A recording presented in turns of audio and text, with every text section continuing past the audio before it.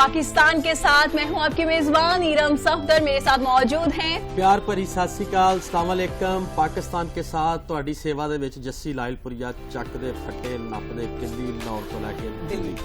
और जनाब मैं हूं आपके साथ राफिया असलम। अस्सलाम वालेकुम, good morning, rise and shine and a very warm welcome to all of you. आप सबको आज के प्रोग्राम पाकिस्तान के साथ में खुशामदीद कहते हैं। Thank you so much for joining. आप सबका बेहद शुक्रिया for being a part of the show.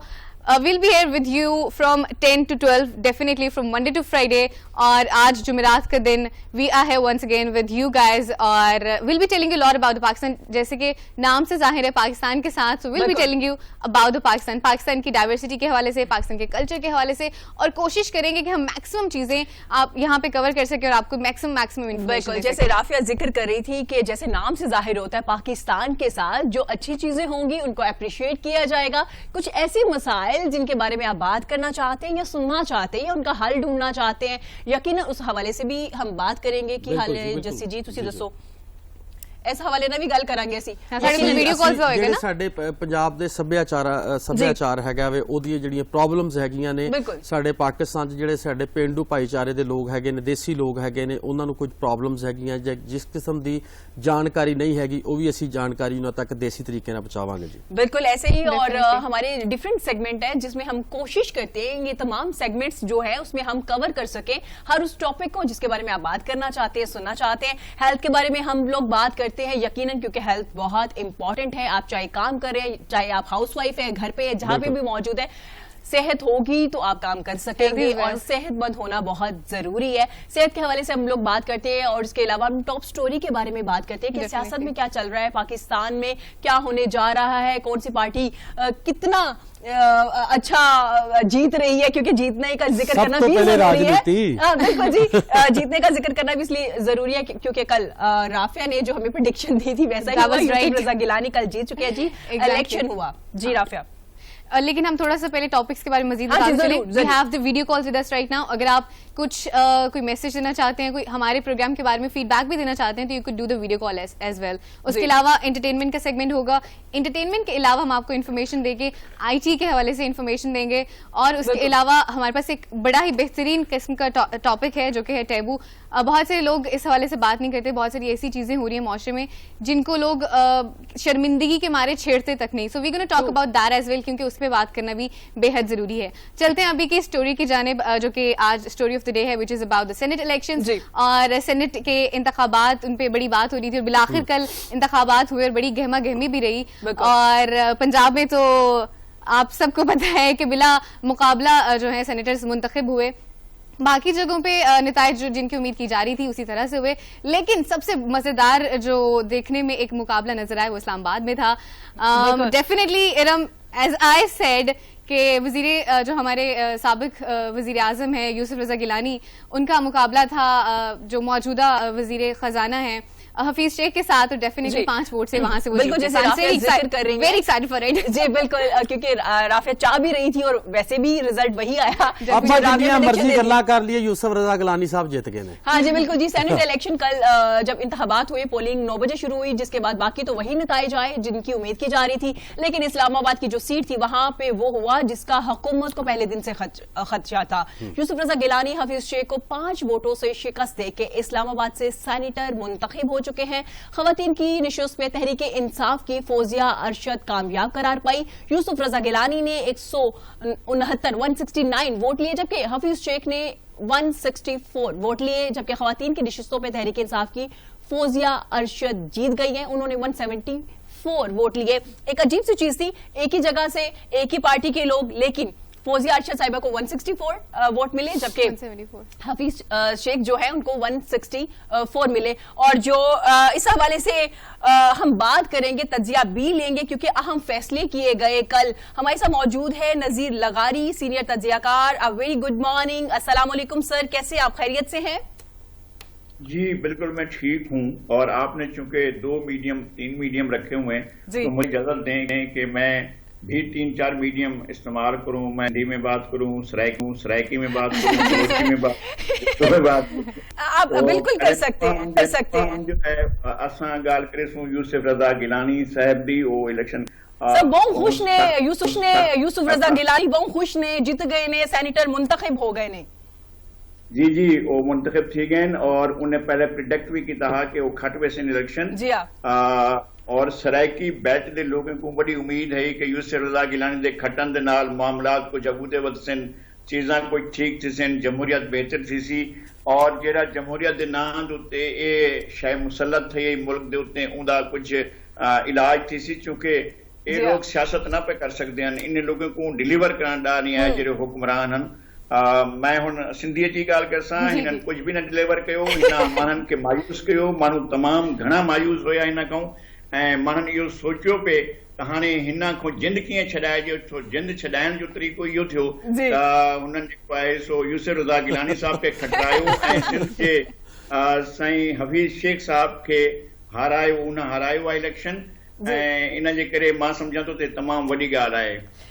मां नी बलोची अञा ठोंक खना बलोची मैं मुल्क ज़ुबान है, मैं बलूचिस्तान सूबा ज़ुबान है।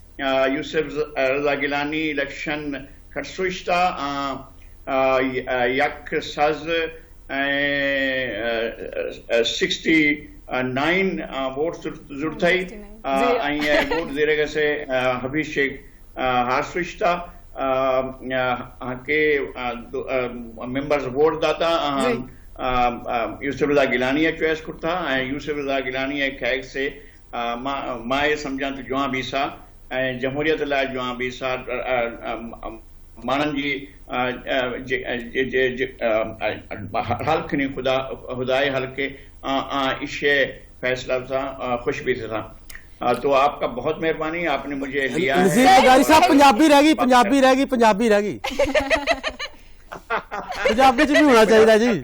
कोई नहीं पंजाबी की गल कर लेने और पंजाबी दे विच भी तुसी गल कर रहे हो, मैं भी गल कर रहा ते जे अगे चलना होए तो फिर हिंद को पठवारी पश्तोस पासे भी चलना पड़ेगा। सर बहुत शुक्रिया, पहले तो बहुत बड़ी क्लैपिंग आपके लिए क्योंकि आपने हर लैंग्वेज को प्रमोट किया और हमारा मकसद और 7 न्यूज़ का मकसद भी ये है कि हम तमाम लैंग्वेजेस जो है उनको प्रमोट कर सके और आगे लेके आ सके। सर वापस आते अपने टॉपिक पे, कल अहम मुकाबला हुआ लेकिन रिजल्ट वो आया जिसका हुकूमत को खदशा था, उन्हें पहले दिन से खदशा था लेकिन कहा तो यही जा रहा था कि जीत जाएंगे। सर किस तरह से इलेक्शन को देख रहे हैं और उसके बाद वजीर आजम की तरफ से एतमाद के वोट का फैसला किया गया है, क्या ये दुरुस्त फैसला है?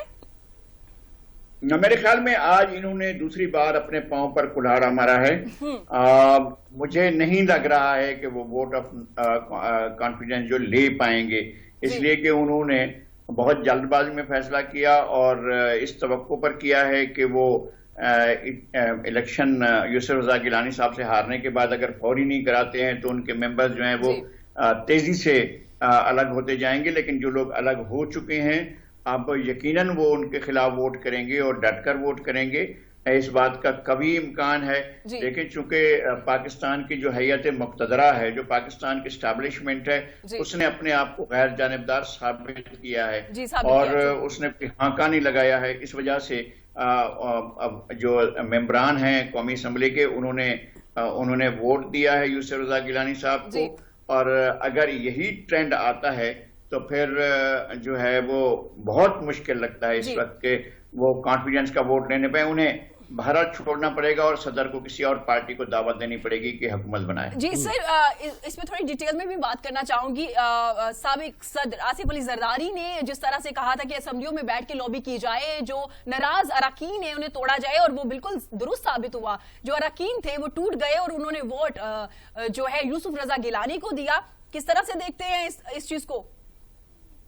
मैं समझता हूं कि इसमें अपोजिशन से मोहब्बत से ज्यादा इनकी हुकूमत की कारकर्दगी का मसला था। एक तो ये एरोगेंट प्राइम मिनिस्टर, पाकिस्तान में पहली मर्तबा एक ऐसे प्राइम मिनिस्टर आए हैं जो अपने मिजाज के अंदर एक डिक्टेटर का सा अंदाज रखते हैं और जो अरकान के साथ तौहीन करते हैं, उनकी इज्जत का ख्याल नहीं करते हैं, उन्हें रिस्पेक्ट नहीं देते हैं और उनको अवाम के मुंतखब नुमाइंदों को इस काबिल ही नहीं समझते कि उनसे गुफ्तगू करें। पहली बात तो यह है कि वो उनका रवैया, और दूसरा ये है कि वो कोई चीज सुनना नहीं चाहते हैं। और उन्होंने सर, पंजाब में यहाँ पे एक चीज क्लियर कीजिएगा, उनके बिहेवियर की वजह से वोट नहीं मिला या उनकी कारकर्दगी, उनकी परफॉर्मेंस की वजह से नहीं मिला? एक एलिमेंट उनकी अपनी जात है जो सबसे ज्यादा जो लोगों को शिकायत है वो इस बात से है। आप किसी को मिठाई नहीं दे सकते, लेकिन मिठाई जैसी बात तो करनी चाहिए। आप अगर किसी के साथ आप किसी को नाराज नहीं कर सकते, खुश नहीं कर सकते, तो नाराज तो ना करें ना, कम से कम इतना तो ना करें कि आप लोगों को नाराज कर दें। वो इस बात की परवाह नहीं करते थे। वो समझते थे मेरे कंधे के ऊपर हाथ रखा हुआ है, मैं सुल्तान मुअज्जम हूं और मैं शहनशाह आजम हूं, ये सारे मेरे दरबारी हैं और इनको मैं जिस तरह चाहूंगा डील करूंगा, इसलिए कि मैं बहुत ताकतवर हूं। और ये सारा उनका दूसरा ये कि जी सर, उनकी तरफ से मौक़िफ़ आता है, जमहूरी जमात है, तमाम लोगों को फैसले लेने का हक है, लेकिन आप कह रहे हैं कि वो समझते हैं शहनशाह आजम है। जी, वो बिल्कुल अपने आप को शहनशाह मुअज्जम समझते हैं। और दूसरी बात ये कि अगर इतनी एब्सोल्यूट पावर अपने अंदर महसूस करते थे तो फिर उन्हें तो डिलीवर करना चाहिए था। अगर वो ये समझते थे कि मैं बहुत ताकतवर हूं और मैं शहनशाह मुअज्जम हूं और मैं बहुत ही मुल्क के अंदर मुझसे बड़ा ताकतवर कोई नहीं, तो उन्हें डिलीवर करना चाहिए था, लोगों के लिए कुछ करना चाहिए था। लोगों के लिए उन्होंने कुछ भी नहीं किया, माफियाज के लिए किया। यानी यहाँ पर इस मुल्क के अंदर सबसे ज्यादा बड़ी बेनिफिशरीज माफियाज रही, पेट्रोल की माफिया, चीनी की माफिया, आटे की माफिया, और जिस चीज का नोटिस लेते थे उसी चीज की कीमत को पर लग जाते थे आसमान। और शुक्र है कि उन्होंने इसका नोटिस लिया और 2 दिन असेंबली में बैठे और अपनी पार्टी के उम्मीदवार को हरवा दिया। उन्होंने अगर ये इतना बाकायदा खुद कैंपेन भी की, वहीं पे अहम मुकाबला जैसे बार बार जिक्र कर रहे हैं, और बाकी तो नताइज तो वही आए, लेकिन इस्लामाबाद सीट पे नजरें थी तमाम लोगों की। सर, वहीं पे शहरयार अफरीदी का वोट जाये हो जाना, जबकि बार बार बताया जा रहा था कि वोट कास्ट करने का तरीकाकार क्या है, सर उसको किस तरह से देखते हैं आप?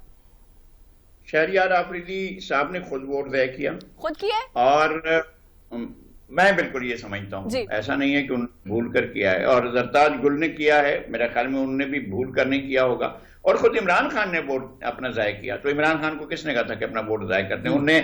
उन्होंने मोहर लगाने के साथ उन्होंने टिक भी कर दिया। उन्होंने कहा कि कोई और अफरीदी का ही बताया जा रहा है, लेकिन जरताज गुल का वोट जाया हुआ, या जैसे आपने कहा वजीर आजम का भी वोट जाया हुआ। सर, तो क्या, क्योंकि पांच वोटों से शिकस्त हुई है ना, यूसुफ रजा गिलानी जो है, हफीज शेख यूसुफ रजा गिलानी तो जीत गए 5 वोटों से। सर, आप कह रहे हैं कि उन्होंने खुद वोट जाया किया, जबकि सब बड़े लॉयल है, जैसे शहरयार अफरीदी को आप शुरू से देखते आ रहे हैं, तो आपको लगता है कि खुद से किया गया वोट, जबकि उनको तो पता ही नहीं कि उन्होंने साइन कर लिए? बाद में हुकूमती अरकान ने जो है उन्होंने कहा कि इन्होंने साइन कर दिए हैं। नहीं, मैं ये कह रहा हूं कि सारा इलेक्शन का प्रोसेस तो तमाम अरकान को समझाया गया था ना।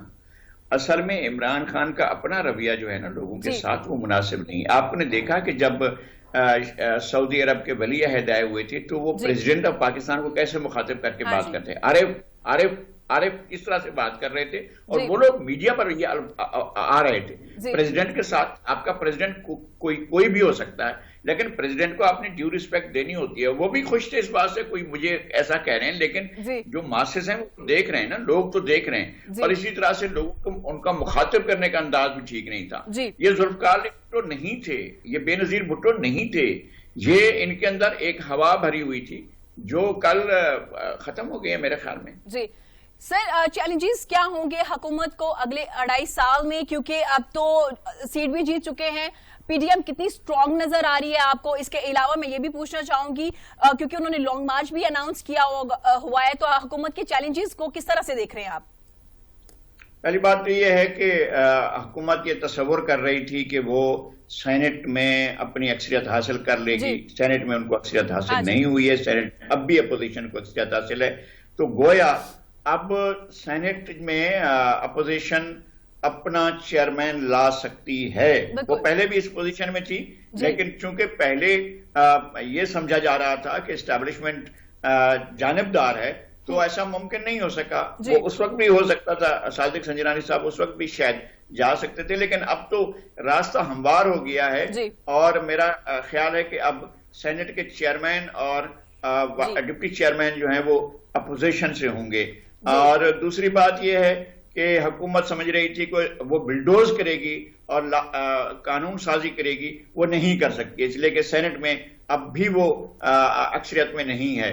और जो उनके इत्तेहादी हैं वो मुस्तकिल इत्तेहादी नहीं है, वो दायमी इत्तेहादी नहीं है, और वो किसी भी वक्त उनको छोड़ सकते हैं। उनकी अपनी पार्टी के अंदर बहुत बड़ी बगावत मौजूद है। आपने देखा है कि 11 अरकान खैबर पख्तूनख्वा असेंबली ने अपने वोट जाय किए हैं, ये और पीटीआई के अरकान ने अपने वोट जाय किए हैं, और 33 अरकान ने वोट नहीं किया है खैबर पख्तूनख्वा असेंबली में। तो खैबर पख्तूनख्वा असेंबली जो है वो तो एक उनके लिए अपना घर था, लेकिन वो घर इस तरह नहीं रहा है। पंजाब में चौधरी परवेज इलाही की अक्लमंदी दानिश से जो है मामला हल हुआ, उनको 5 सीटें मिल गई, लेकिन पंजाब के जो अरकान असेंबली हैं, अगर उनके पास मामला होता तो वो बिल्कुल इनको वोट न देते, इसलिए कि इमरान खान सुनते नहीं है और जो उस्मान बुज़दार हैं वो समझते नहीं है। ठीक हो गया सर, वज़ीर आज़म सुनते नहीं है और वज़ीर आला पंजाब समझते नहीं है। बहुत शुक्रिया, बहुत शुक्रिया, वेरी थैंक आपने अपना तज्जिया दिया। जनाब यूसुफ रजा गिलानी जीत चुके हैं और मैं देख रही हूँ हमारे सेट पे जो है खुशियां मनाई जा रही है इधर से, क्योंकि मैं चाह भी रहे थे। उनको इस बात पे हम मुबारकबाद भी देते हैं और उम्मीद करते हैं कि वो जब पार्लियामेंट में जाएंगे तो पाकिस्तान की खिदमत भी करेंगे और बेहतरीन तरीके से कानून साजी भी करेंगे। इसी के साथ चलते हैं एक छोटी सी ब्रेक की जानिब, ब्रेक से आएंगे वापस और मजीद करेंगे आपसे बात। देखते रहिए पाकिस्तान के साथ।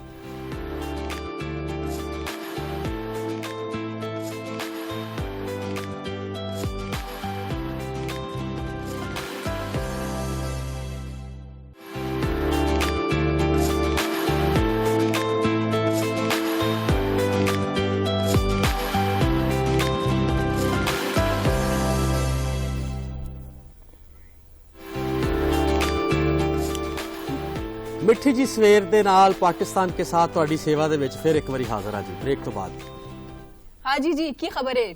ਦੱਸੋ ਜੀ ਕਿਹੜੀ ਨਵੀਂ ਖਬਰ ਕਿਹੜੀ ਆਈ ਹੈ ਜੀ? ਤੁਸੀਂ ਦੱਸੋ ਜੀ ਕੌਣ ਸੀ ਗਾੜੀਆਂ ਆ ਰਹੀ हैं और ਮੈਂ पाकिस्तान में कब आ रही है? ਆਪਣਾ ਨਾ ਲੋਕੀ ਗੱਲਾਂ ਕਰਦੇ ਨੇ ਸਾਡੇ ਪਾਕਿस्तान ਦੀ ਟੈਕਨੋਲੋਜੀ ਦੇ ਬਾਰੇ ਚ ਕਿ ਫਲਾਣੀਆਂ ਗੱਡੀਆਂ ਬੜੀਆਂ ਮਹਿੰਗੀਆਂ ਹੁੰਦੀਆਂ, ਓਡੀ ਲੱਲੋ ਕੋਈ ਲੱਲੋ, ਲੇਕਿਨ ਮੈਂ ਆਪਣਾ ਸੋਸ਼ਲ ਮੀਡੀਆ ਦੇ ਉੱਤੇ ਵੇਖਿਆ ਕਿ ਉੱਡਣ ਵਾਲੀਆਂ ਗੱਡੀਆਂ ਵੀ ਹੈਗੀਆਂ ਤੇ ਇਹ ਹੁੰਦੀਆਂ ਨੇ, मतलब सची मुची ਹੁੰਦੀਆਂ कि ਸਾਨੂੰ ਉਹਦੇ ਵਿੱਚ ਹੀ ਉਹਨਾਂ ਨੇ ਬਹਾਇਆ ਹੁੰਦਾ ਮੈਂ अपना। राफिया बताएंगी, राफिया ये कहाँ पे गाड़ियां आ रही है? अभी तो कुछ चाइनीज कंपनी भी पार्टिसिपेट कर रही है। राफिया एक चीज ਦਾ ਮੈਂ ਥੋੜਾ ਸਾਰੀ ਰਾਤ ਸੋਚਦਾ ਰਿਹਾ ਜਦੋਂ ਸਕ੍ਰਿਪਟ ਪੜਨ ਰਿਹਾ ਕਿ ਯਾਰ ਜੇ ਗੇਅਰ ਪੁੱਠਾ ਲੱਗ ਜਾਏ ਗੱਡੀ ਦਾ ਤੇ ਗੱਡੀ ਥੱਲੇ ਵੀ ਡਿੱਗ ਸਕਦੀ ਹੈਗੀ ਹੈ। डेफिनेटली हम उस हवाले से बात करेंगे। अभी चलते हैं अगले सेगमेंट की जानिब जो कि है इंफॉर्मेशन टेक्नोलॉजी, वहां पे बात करेंगे टेक्नोलॉजी के हवाले से, इनोवेशंस के हवाले से बात करेंगे, न्यू आइडियाज के हवाले से बात करेंगे और जो नई चीजें आना है हम उस हवाले से भी आपसे बात करेंगे। और आज हम बात कर रहे हैं इलेक्ट्रॉनिक व्हीकल्स के बारे में, स्पेसिफिकली जहां पे हम बात कर रहे हैं इलेक्ट्रिकल कार्स के हवाले से। और best thing about this is के नॉर्मली गाड़ियों में जो डीजल यूज हो रहा होता है, पेट्रोल यूज हो रहा होता है, गैसोलीन यूज हो रहा होता है, तो वो बहुत ज्यादा एयर पोल्यूशन करती है। This is one of the benefit which is about the electronic cars. Exactly, वो ये बात भी है, एक्सपेंसिव भी होता जा रहा है। सो इस अब क्या हो रहा है कि डिजिटल वर्ल्ड में हम एंटर हो चुके हैं, सारी चीजें डिजिटल हो रही हैं, तो जो इलेक्ट्रॉनिक की तरफ भी हमारा जो है रुझान व्हीकल्स को लेके वो उस तरफ ज्यादा जा रहा है। So this is something that we gonna talk about the electronic vehicles. और उसके लिए हमारे साथ कॉल पे मौजूद हैं सुनील सरफराज मंच जो कि चेयरमैन है पाक व्हील्स के। अस्सलाम वालेकुम सर। वालेकुम सलाम सर, कैसे हैं आप? Very good morning. Good morning to you, welcome to the show. जनाब हम जैसे जिक्र करें जसी पाजी भी दस रहे सी जी गड्डियां उड़न वालियां आ गई ने या आ रही हैं, क्या कहेंगे इस हवाले से? पाकिस्तान में क्या अभी तक कोई ऐसी कार आई? इस पे काम हो रहा है क्योंकि चाइनीज कंपनियों ने भी पार्टिसिपेट करना शुरू कर दिया है। मैं आपसे पूछना चाहूंगी सर। तो मेरा सबसे पहला मशवरा होगा जत्ती भाजी को कि जो सोशल मीडिया पे न्यूज आती है उसको वेरीफाई कर लिया करें, बिकॉज उसमें 90% फेक होती है। तो मेरी में तो कोई उड़ने वाली गाड़ी नहीं है। नहीं सर, नहीं, इसमें काम होना शुरू हो रहा है, काम शुरू होना डिफरेंट है, बट अभी नहीं है। अगर इलेक्ट्रॉनिक गाड़ियों की आप बात कर रहे थे और उसमें आप इंट्रो जो दे रही थी उसमें थोड़ा सा मैं आपको क्लियर कर दूं कि दुनिया में इलेक्ट्रॉनिक गाड़ियां जो है वो गो ग्रीन के नारे से चल रही हैं कि दुनिया में जो है एटमॉस्फेयर को सही किया जाए और वो जो है पोल्यूशन खत्म की जाए।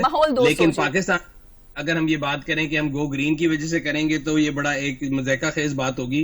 रीजन बीइंग आपके यहाँ पे इलेक्ट्रिसिटी जो है वो ज्यादातर बनती है आईपीपी से, फर्नेस ऑयल से, जो कि एयर को कूल करके बिजली बनाते हैं। उस बिजली से आप गाड़ी चार्ज करेंगे और आप नारा लगाएंगे कि हम गो ग्रीन जा रहे हैं, तो मुझे इसमें बड़ा तजाद नजर आता है। नहीं सर, हम गो ग्रीन के लिए नहीं कर रहे, हम एक टेक्नोलॉजी जितनी फास्ट हो रही है जहां पे ट्राई किया जा रहा है, मुख्तलिफ कंपनीज जिसमें चाइनीज भी अब ऐड हो गई हैं, उन हवाले से हम बात करें कि टेक्नोलॉजी बहुत आगे जा चुकी है। कोई एक आध बनी होगी अभी ट्रायल के लिए बनी होगी, क्योंकि उसमें बैटरीज जो है वो बहुत ज्यादा हैवी लग रही हैं और काफी एक्सपेंसिव है। तो हम आपकी राय लेना चाह रहे हैं, क्या अगर बनती है तो पाकिस्तान जी मेरी ये कह रहा हूं कि दुनिया में अगर आप इस पे रिसर्च करेंगी ना, तो जो रिन्यूएबल एनर्जी बन रही है उसकी मेन रीजन, उसके पीछे मोटिव ये है कि ओजोन लेयर और पोल्यूशन को खत्म किया जाए, और जो गैसोलीन, डीजल और पेट्रोल की जो इमिशंस हैं उससे एटमॉस्फेयर खराब होती है। इसलिए जो बेसिक रीजन है वो तो हमारे जैसे थर्ड वर्ल्ड को ये है कि जो लोग सस्ती बिजली हो जाएगी, पेट्रोल महंगा है तो इसलिए कर लेंगे, बट जो मेन मोटिव है वो पाकिस्तान में मिसिंग है। And that's what I keep telling everybody कि हमारी गवर्नमेंट जो है वो ईवी पॉलिसी पे बड़ा जोर दे रही है, लेकिन ये आर्गुमेंट जो है ये अपने अंदर ही एक फ्लॉड आर्गुमेंट है, बिकॉज ये एक सर्कुलर आर्गुमेंट है। आप कह रहे हैं कि जी मैं जो हूँ एक एनवायरनमेंट को बचाने के लिए इलेक्ट्रिक गाड़ी ला रहा हूँ, उस इलेक्ट्रिक गाड़ी को चार्ज करने के लिए मैं एनवायरनमेंट को फिर गंदा कर रहा हूँ। तो अमर की जरूरत है वो ये कि जो उसको ट्रू नेचर एंड स्पिरिट के अंदर अगर फॉलो करना है तो हमें सबसे पहले ये गौर करना पड़ेगा कि हमारी जो बिजली की प्रोडक्शन है वो क्या इतनी सस्टेनेबल है कि हम इन गाड़ियों को बगैर क्रिएट चार्ज कर सकें।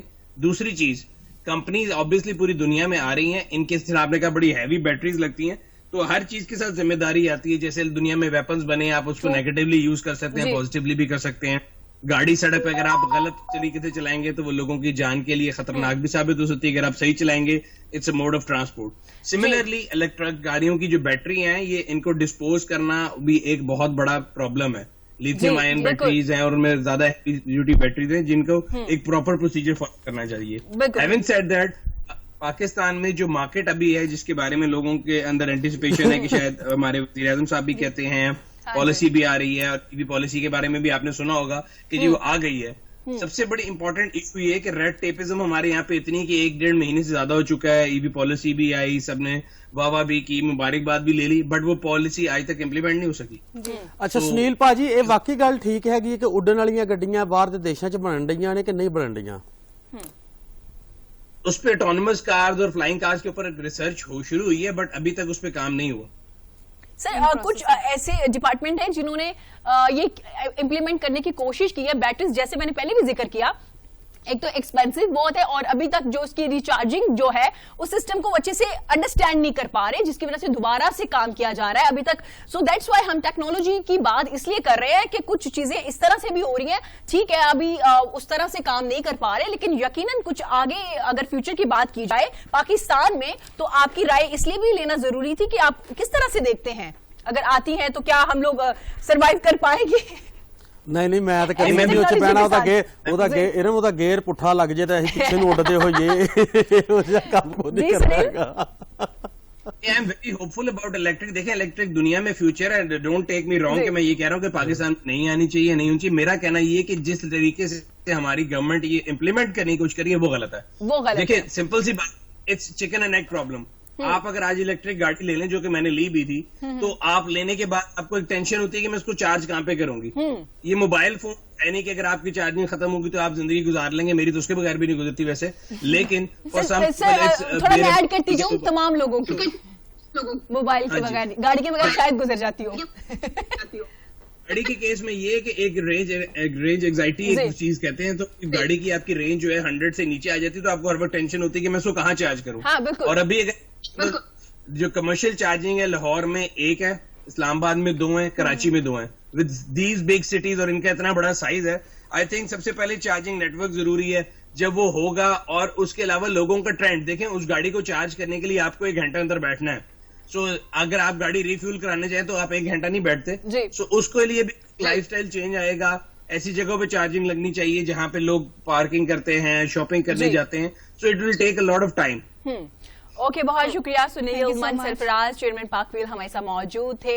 जनाब अभी थोड़ा टाइम लगेगा, लेकिन जैसे कि उन्होंने बार-बार जिक्र किया राफिया, चार्जिंग का ज्यादा मसला देखने में आ रहा है, इसलिए ये जो अभी ਯਾਰ ਇਹ ਵੀ ਵੇਖੋ ਨਾ, ਜਦੋਂ ਜਾਂਦੇ ਆ ਹੋਇਆ ਆਪਣਾ ਕਿਤੇ ਚਾਰजिंग ਮੁੱਕ ਜਾਂਦੀ ਹੈਗੀ ਹੈ ਤੇ ਆਪਣਾ ਕੀ ਬਣਦਾ होगा और ये भी तो नहीं पता ना, देखें कि चार्जिंग का ड्यूरेशन है, जैसे कि आई हैव हर्ड कि 200 किलोमीटर तक चल सकती है, लेकिन यू हैव नो आइडिया कि कहाँ पे वो जाके रुक जाए, मुश्किल हो जाएगा। ब्रेक लेनी है, लेकिन मैं चाहती हूँ जस्सी गाना गाते गाते ब्रेक ले। ਹੋ ਟੰਗੇ ਰਹਿੰਦੇ ਕਿੱਲੀਆਂ ਦੇ ਨਾਲ ਪਰਾਂਦੇ, ਜਿਨ੍ਹਾਂ ਦੇ ਰਾਤੀ ਯਾਰ ਵਿਛੜੇ ਹੋ ਲੋ ਜੀ, ਬ੍ਰੇਕ ਤੋਂ ਬਾਅਦ ਫਿਰ ਆਉਂਦੇ ਆ ਤੁਹਾਡੀ ਸੇਵਾ ਦੇ ਵਿੱਚ ਪਾਕਿस्तान के साथ ਚੱਕਦੇ ਫੱਟੇ ਨੱਪਦੇ ਕਿੱਲੀ ਲਾਹੌਰ ਤੋਂ ਲੈ ਕੇ ਦਿੱਲੀ।